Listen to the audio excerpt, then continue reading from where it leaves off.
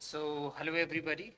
Today we are here to discuss paper 2 section A of Political Science and International Relation paper of 2022.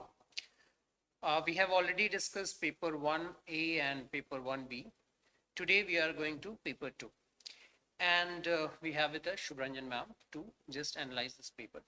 Ma'am, while going through this paper, certain things which I noticed, and then I'll like you to add on that syllabus has to be the Bible of the student, because the questions are indirectly coming directly from the syllabus. So instead of just going beyond the syllabus, if the student is just concentrating on the syllabus, that would be of great help. Second thing is that in paper 2, things are very much integrated manner. Things have been asked in a very integrated manner, the way you teach in the class. Paper 2 section A and B, both are very much integrated. Yes.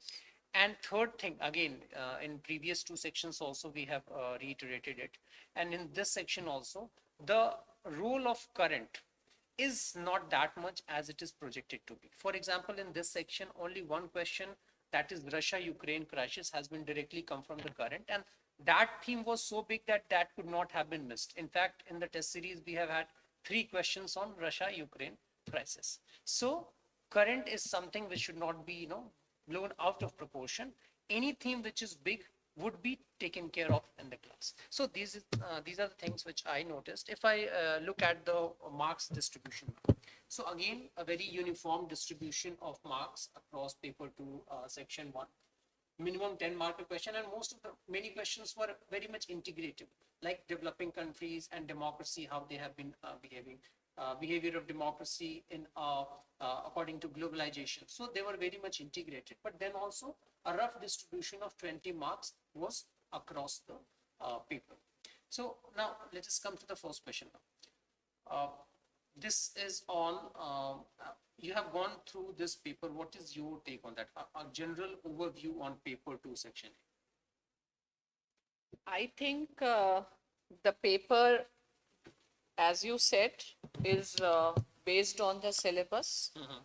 And since UPSC has already over consumed the traditional questions, so I always predicted that they will have to do something new. So what can be the new? The new will be integration of the topics, because topics are bound to be interrelated, and testing students' conceptual clarity. Without conceptual clarity, it will be difficult. And I believe that UPSC syllabus is just indicative. If you are preparing for civil services, everything which a student of a graduation and a post-graduation in the subject should know, almost all those basic concepts you should be very well aware of. And there is no need to be extra concerned about scholars or current affairs, because if you cannot place the scholars at the right context, then just mechanically quoting the scholar and not showing your understanding and knowledge, that is not going to give you any marks. So I think let us start discussing. Yeah, so the first question is a very direct one. Discuss the main limitations of the comparative method to the study of political science. Yeah, so as you know, it's a traditional questions, comparative method.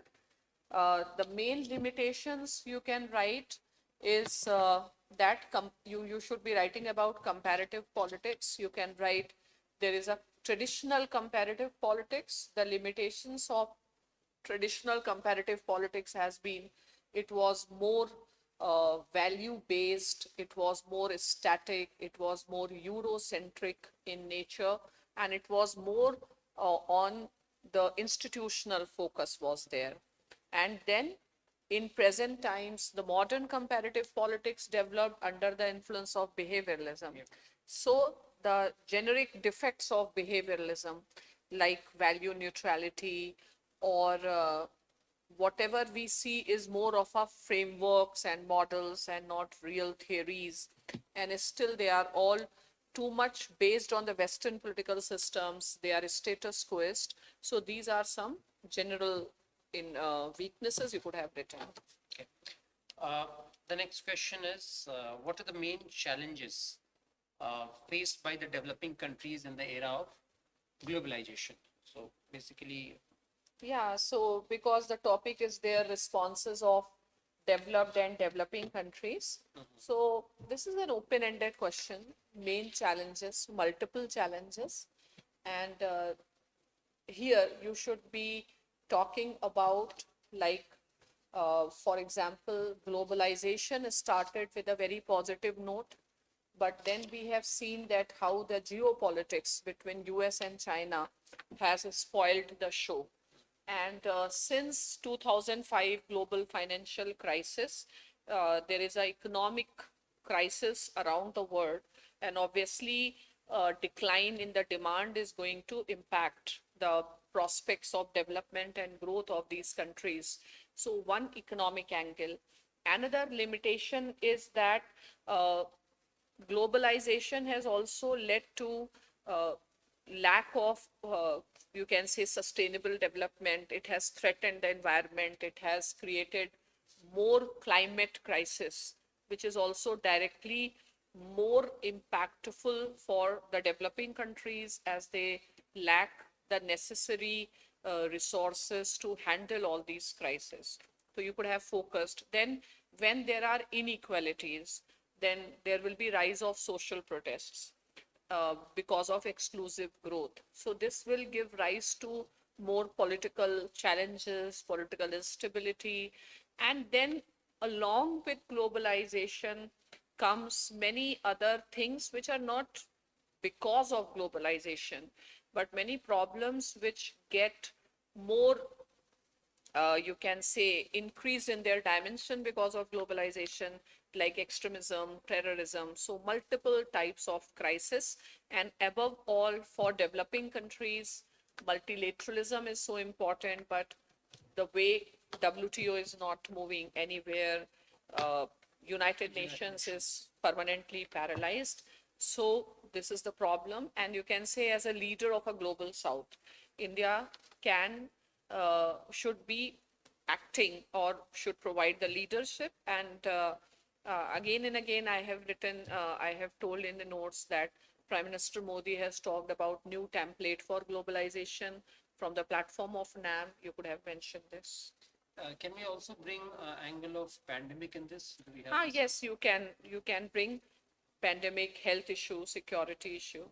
That's what I was saying. The questions have been directly asked from the syllabus. We have the syllabus point, responses of the developing societies in globalization, and a direct question on that. Next question is,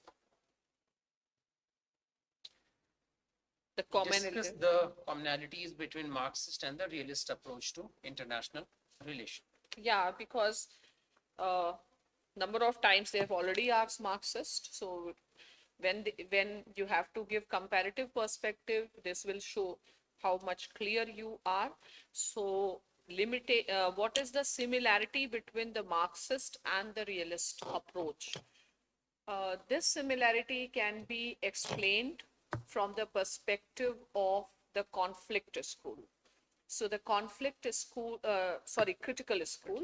The critical school scholar, right, Robert Cox, will categorize all mainstream theories, be it Marxism, be it realism, under the problem-solving theory, and will put critical theory, feminist theory, neo-Marxist theory, emancipatory theory under the change, like it's not a problem solving, but a emancipatory theory, reflectivist theory.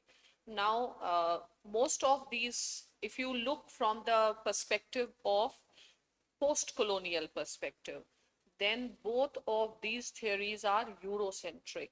They are based on experiences of the Western world, may not be appropriate to understand the politics of developing countries, or may not give them the right approach. So always whenever theoretical questions are asked, look with the help of which theoretical perspective we will be able to handle it.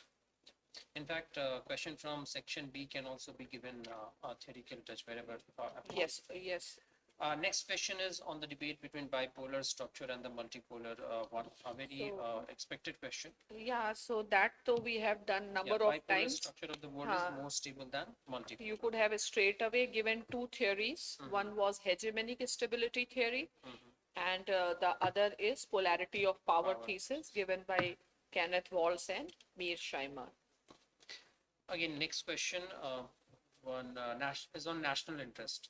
So we had covered this question in test series as national interest as a seeded theory. The question has been asked, national interest is an essentially contested So it's one and the same thing. Just you could have reframing written, of the- yeah, what is national interest? You have to give the complete theory, national interest, types of national interest. A special focus should have been on Morgan Thew's approach to national interest. Then, because of its subjectivity, Raymond Aron called it as a pseudo theory.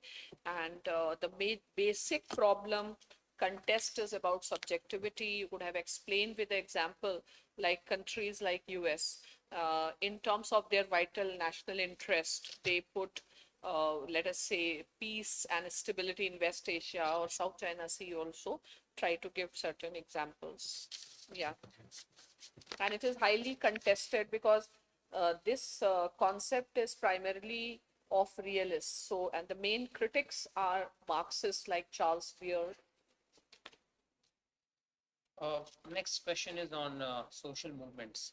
How has the electoral democracy augmented the participation of people in democratic process? This is also such a question which is I think every now and then newspapers are talking about mobocracies and all.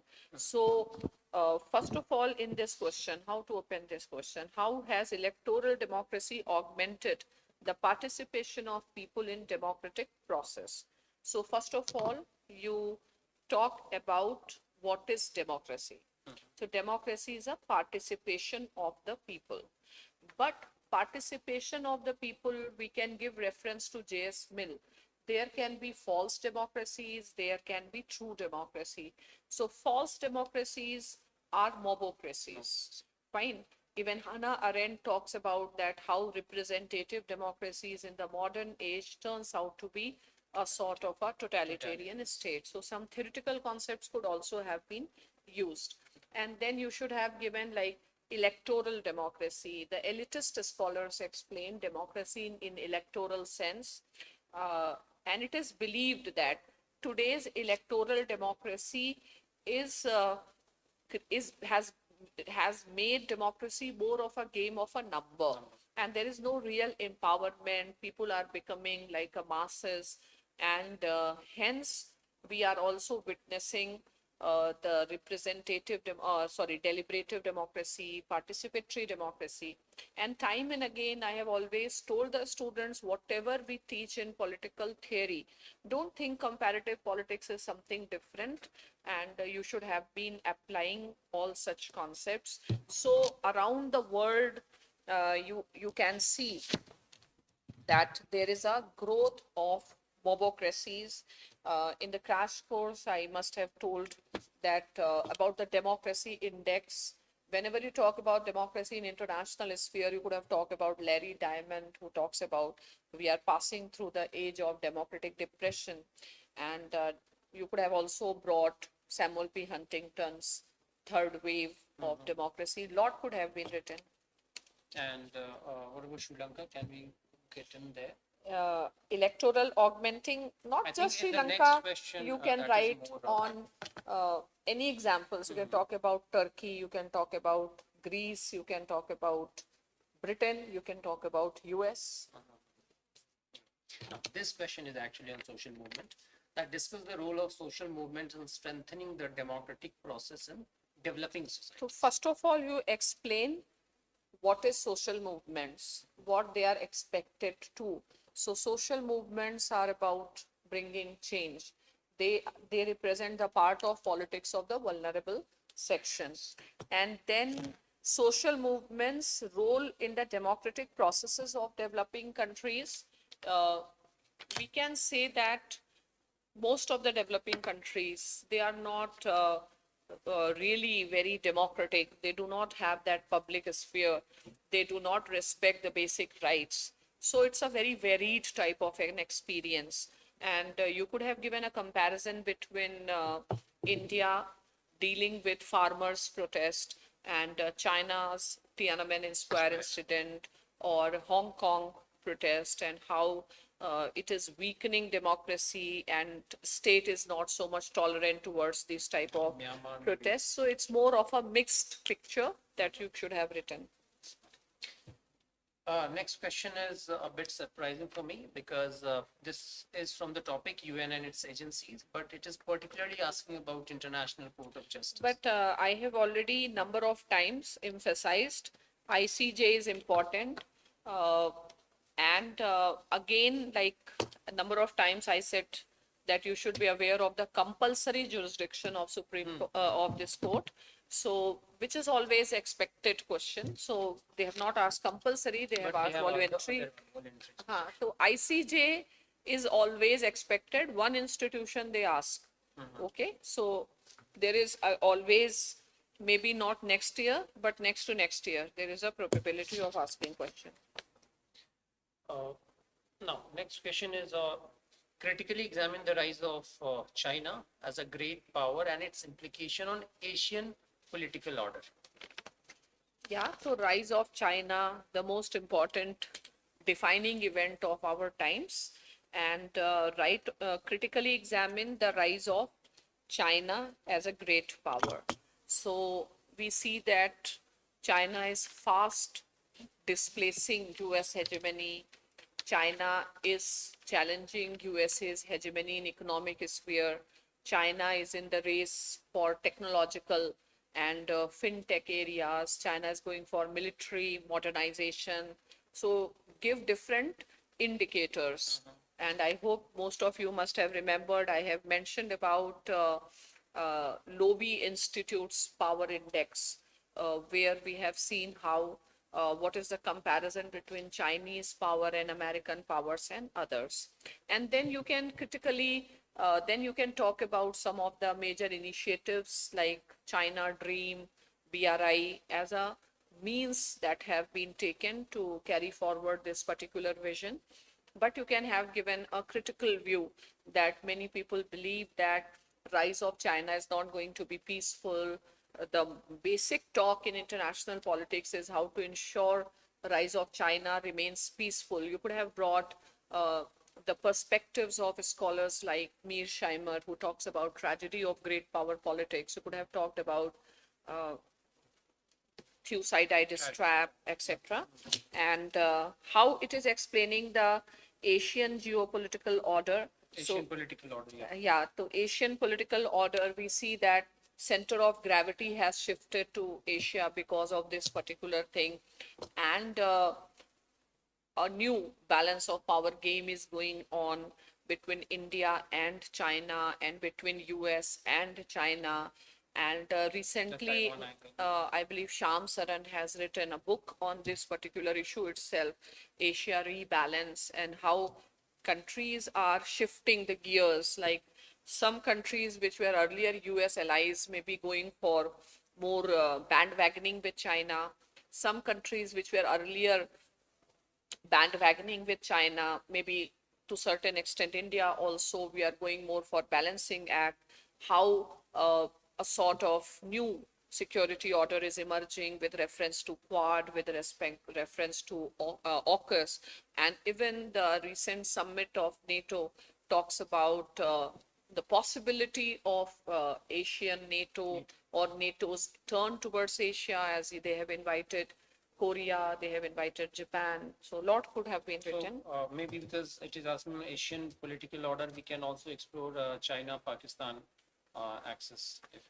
Political order means Asian integration is now challenged. And like earlier, you could have talked about RCEP. So there was a lot of possibility that India could have joined, but Asia is disintegrating. So Asia is a very big continent. You could have written that it is now further sub-regionalization is also happening in Asia.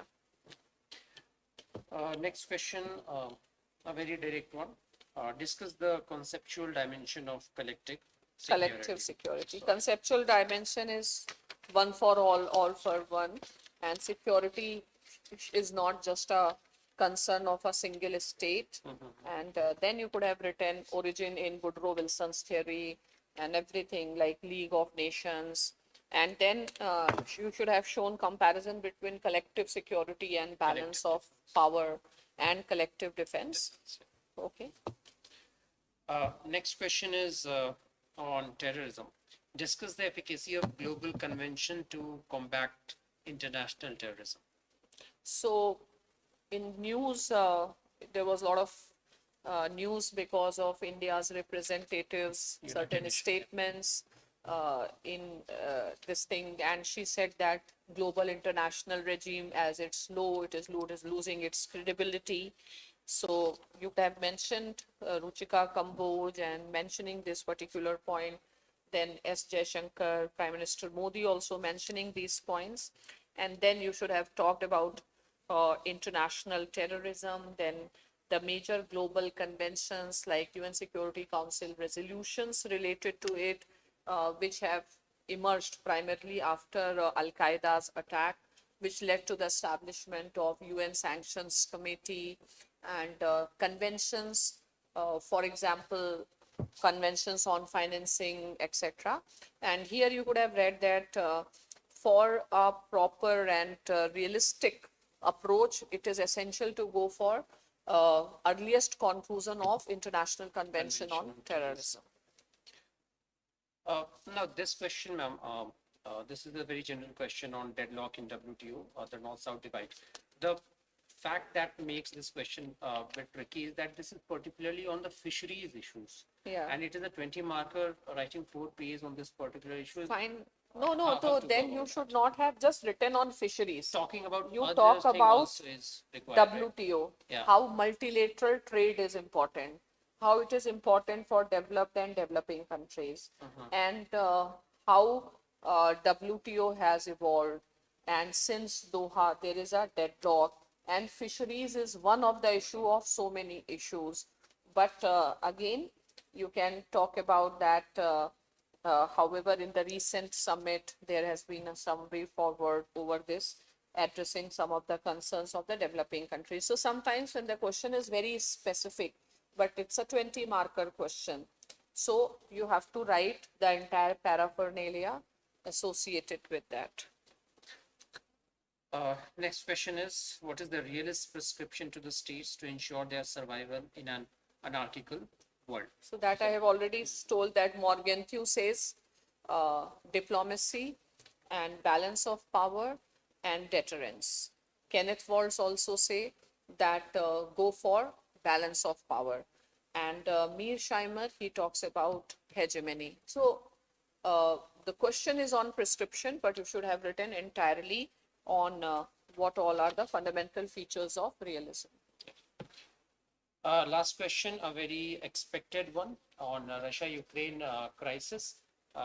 One question was very much expected on this, and so much debate was going on regarding the energy crisis that Russia-Ukraine war has created. And this particular thing was very much in news because of the multiple statements of S. Jaishankar. Even there was an article in Hindu how new energy order, energy global order is emerging. So this energy thing was very much in news, and especially when India was buying cheap oil from Russia. Yeah, even on like this EU, this is still in news.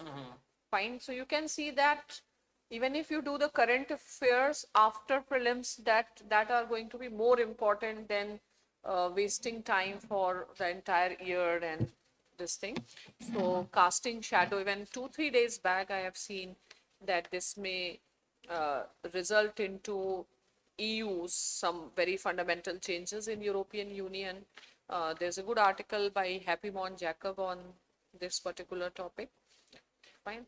So it was like Russia-Ukraine crisis has cast a dark shadow on the energy need of the member states of the European Union. So you could have written that most important event of the year.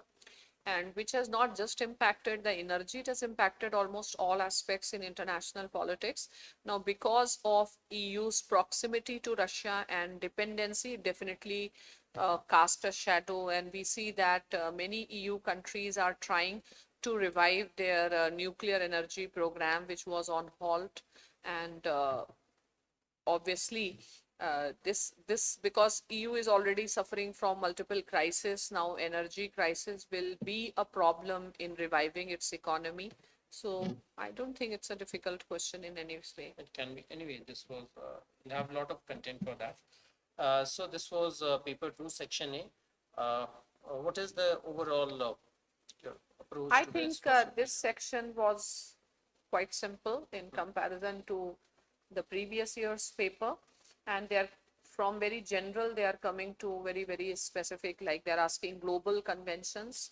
So I'll say the way once upon a time we used to prepare for prelims, a lot of factual things, very detailed thing, that will also be required. And current should be given proportionate space only. Not Don't much. go for Don't go except mad for- craze for current. So don't go and read diplomat and foreign affairs. Yeah, that is unnecessarily troubling required, yourself. because till now current has not been a major factor in the paper. We'll see how paper 2 section B has fared in terms of the proportionate space for current. So till then, thank you so much. Thank you, ma'am.